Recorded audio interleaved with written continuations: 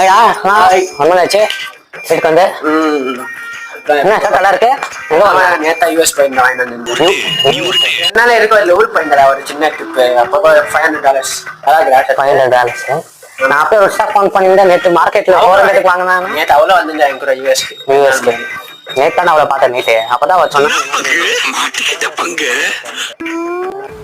நேற்று காலேஜ்க்கு வரவே இல்லை எங்கே போயிருந்தேன் நான் வண்டி எடுத்து அப்படியே லடாக்கு போயிருந்தேன்